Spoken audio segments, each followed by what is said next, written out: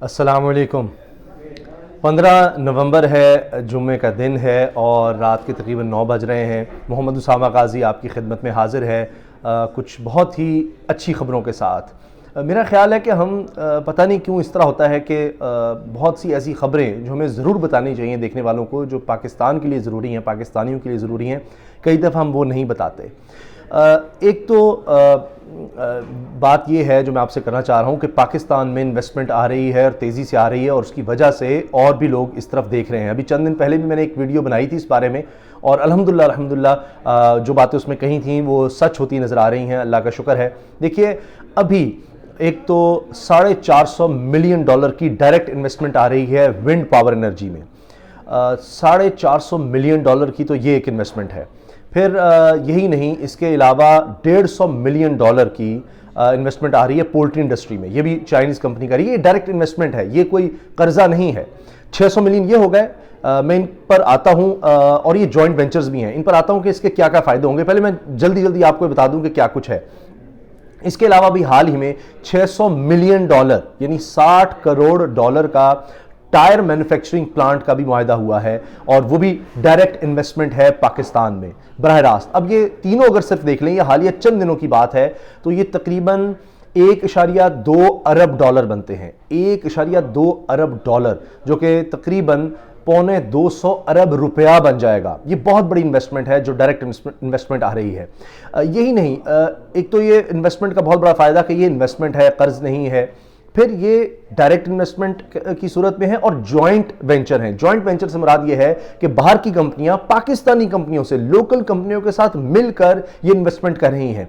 ये बहुत बड़ी बात है। इससे क्या फ़ायदा होगा? एक तो ज़ाहिर है कि 90% या इससे भी ज़्यादा लोग हमारे होंगे। फिर जो कंपनी पाकिस्तान के साथ इन्वॉल्व होगी इंटरनेशनल कंपनी से, वो उनसे सीखेगी, उनसे तजर्बा सीखेगी। अब मैं एक एक चीज़ की बात करता हूँ और इसका कितना इम्पैक्ट होगा।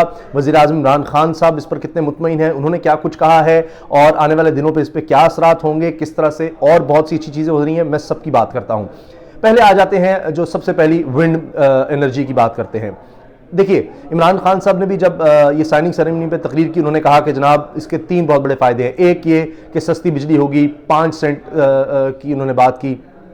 फिर 10 से 12 सेंट में वरना हम बिजली बनाते हैं। फिर क्लीन एनर्जी, आप देख लें आजकल स्मॉग का मसला है, आलूदगी का मसला है, ये क्लीन एनर्जी होगी और लोकल होगी। ये नहीं कि जो बाहर से इंपोर्ट कर रहे हैं, तेल इंपोर्ट करते हैं या एलएनजी इंपोर्ट करते हैं, हम उस पर डिपेंडेंट नहीं होंगे।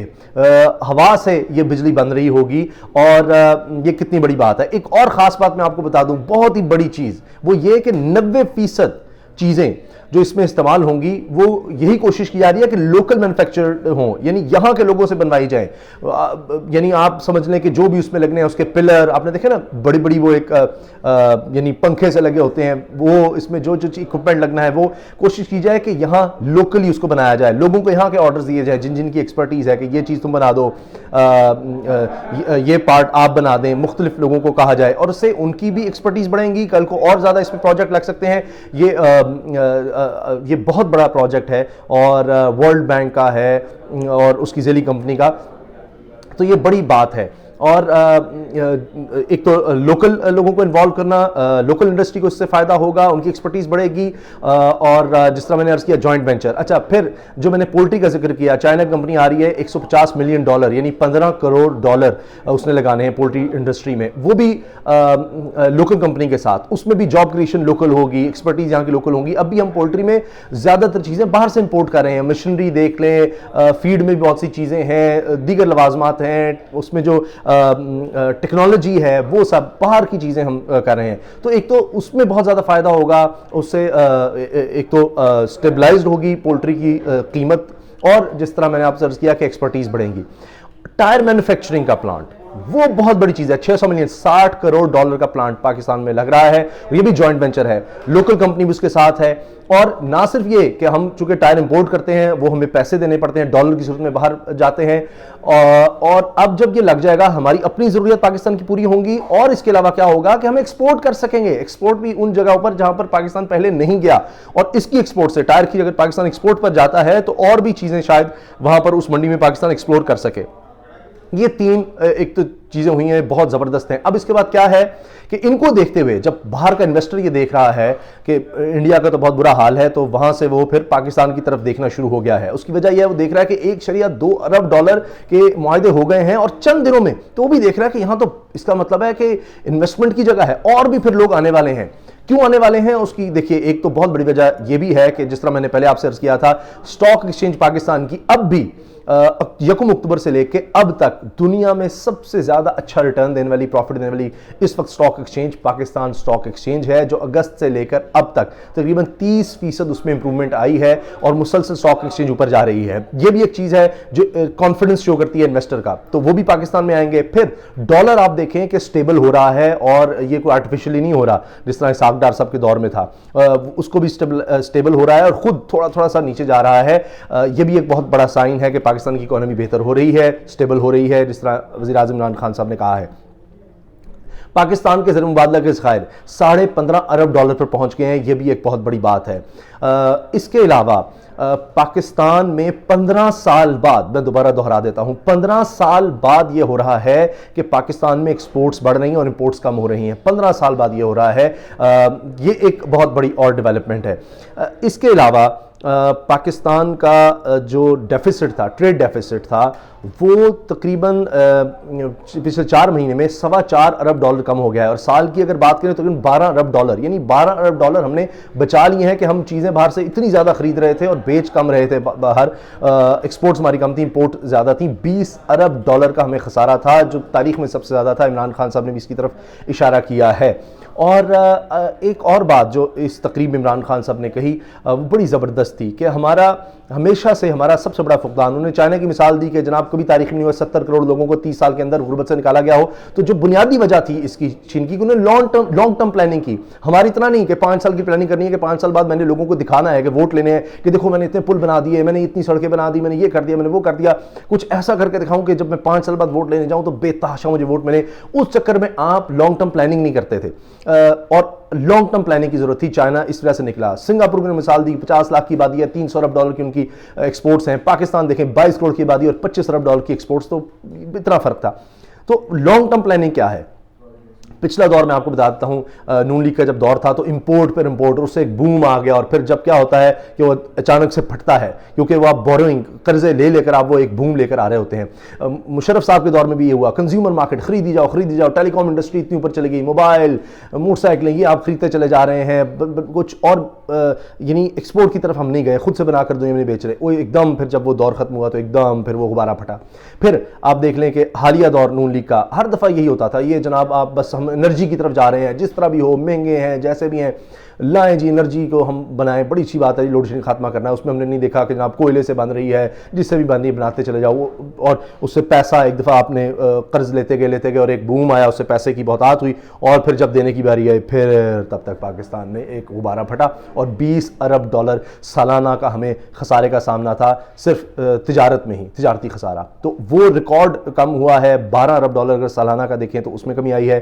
4 مہینے میں $4.25 ارب کی کمی آئی ہے جو کہ تقریباً 34% ہے. 34% ہمارا خسارہ کم ہوا ہے. یہ بھی ایک بہت بڑی بات ہے.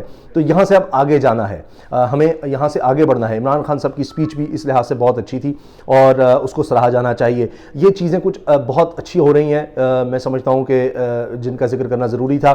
اب معاملہ ہے جاب کریشن کا.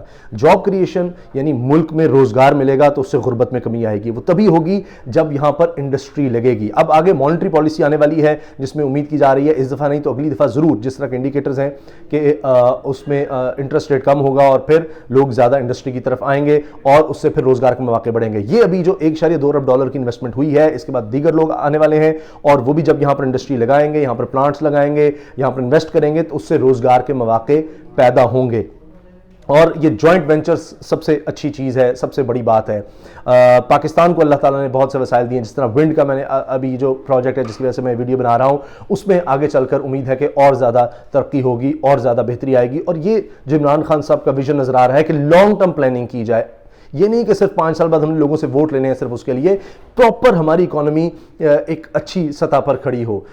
ये नहीं कि हमने इतनी महंगी बिजली बना दी। अब उन्होंने मिसाल दी, जो कर्ब नज़र आ रहा था, इत्मीनान था उनको कि हम, और मैं इमरान खान साहब का आपको बात बताऊं कि उन्होंने भी कुछ अर्सा पहले कामयाब जवान प्रोग्राम में कहा था कि मेरी ज़िंदगी का सबसे मुश्किल साल ये 1 साल था। तो अब जब इकॉनमी बेहतर हो रही है तो लग रहा है कि कुछ मुतमईन है, और इंशाल्लाह आने वाले महीनों में आम आदमी पर भी उसके असरात उम्मीद है कि आने लग जाएंगे। क्योंकि ये जब इन्वेस्टमेंट आएगी तो फ़ौरन से रोज़गार नहीं आ जाएगा, लगेंगे, जिस तरह ये प्लांट्स लगेंगे या फैक्ट्रियाँ लगेंगी, तो फिर आहिस्ता आहिस्ता रोज़गार के मौके हमें नज़र आएंगे। और इमरान खान साहब ने जिस तरह से ये बात कही कि होता क्या था हमारे मुल्क में कि एक वक्त था कि हम सबसे ज़्यादा सस्ती बिजली बनाने वाले मुल्क थे, और फिर क्या हुआ, अब हम खित्ते में सबसे ज़्यादा महंगी बिजली हम पैदा कर रहे हैं। तो आखिर कहीं तो हमने गलत किया है।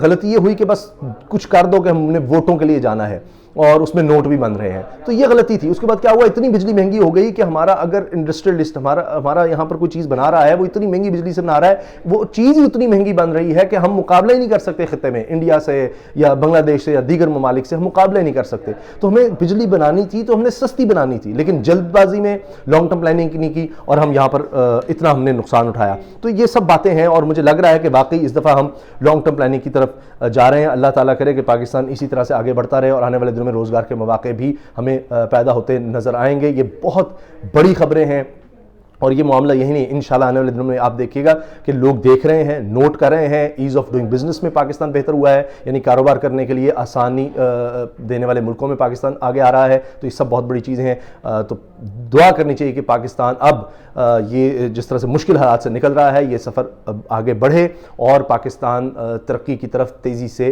सफ़र करे। अल्लाह हाफ़िज़। पाकिस्तान जिंदाबाद।